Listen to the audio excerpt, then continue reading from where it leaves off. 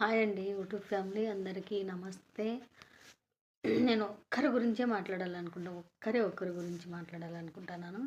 నా పిల్లలు ఎలాంటి వాళ్ళేంటో నాకు తెలీదా? కనింటి అమ్మకి తెలీదా? ఎలాంటి పిచ్చి వాళ్ళైతే నువ్వు మా పిల్లలకి, మాకి ఎడవెరకలని చూస్తారు చెప్పండి?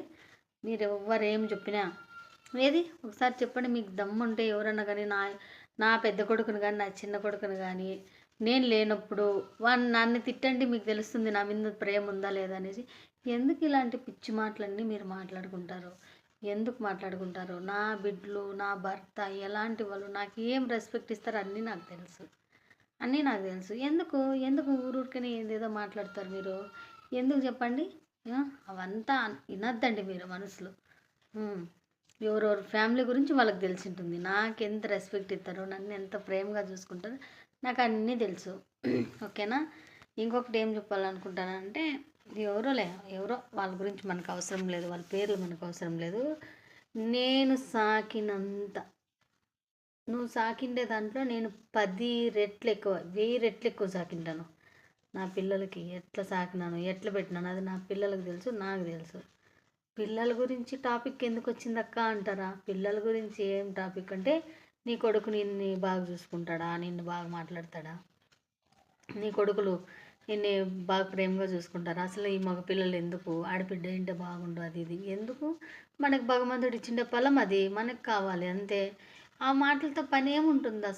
అసలు మనకు అవసరం లేని విషయం ఇదంతా. నా పిల్లలు ఎలాంటి వాళ్ళు, నా భర్త ఎలాంటి వాడు, నా చిన్న పిల్లోడు ఎలాంటి వాడు, పెద్ద పిల్లోడు ఎలాంటి వాడు నాకు తెలుసు. నువ్వు సాకుతా ఉండేదానికట్టుగా నేను ఇంకా 10 రెట్లు ఎక్కువ సాకినా, సిటీలో పెట్టుకొని సాకినా నా పిల్లల్ని. మంచి ఎడ్యుకేషన్ ఇచ్చిన, మంచి చదువులు ఇచ్చిన, కష్టపడి ఒక్కరిది ఒక్క రూపాయి లేదు తెలుసా? అంతా నేను నా భర్త కష్టపడి చదివించిండేది. ఒక్కరిని అమ్మ నువ్వు అమ్మా, అబ్బా నువ్వు అమ్మ నా బిడ్డకి ఇదిగాల, అబ్బా నా బిడ్డకి ఇదిగాల, నో ఇట్లాంటివంతా నేను అస్సలు అడగలేదు ఫ్యామిలీ. నేను ఎందుకు చెప్తున్నానంటే, ఒకే ఒక వ్యక్తి నన్ను ఎట్లా మా పిల్లల గురించి పదే పదే అడుగుతుంటారు. ఖచ్చితంగా నా వీడియోలు చూస్తుంది ఆమె, అందుకే నేను ఈ వీడియో పెట్టేదానికి కారణము. నా పిల్లలు మాట్లాడితే ఏమి, మాట్లాడుకుంటే ఏమి, నా బిడ్డలు మాట్లాడతారు లేదు నాకు తెలుసు. నా మీద ఎంత రెస్పెక్ట్ ఉందో నా మనసుకు తెలుసు, ఎంత ప్రేమ ఉందో నాకు తెలుసు. మీరు మాట్లాడాల్సిన మధ్యలో అవసరమేముంది? నాకు ఈ చెడ్డ మాటలు వస్తాయి. ఇప్పుడు పల్లెటూరుకి వచ్చి బాగా నేర్చుకున్నా, మాట్లాడను. కానీ ఈ వీడియో నీకోసమే, ఖచ్చితంగా నువ్వు విను. వినకపోతే మర్యాదగా ఉండదు చెప్తాను. విను. నా పిల్లల గురించి మాట్లాడితే ఇంకొకసారి వస్తే ఇంకా నాకు మాట్లాడకూడదు చెప్తున్నా.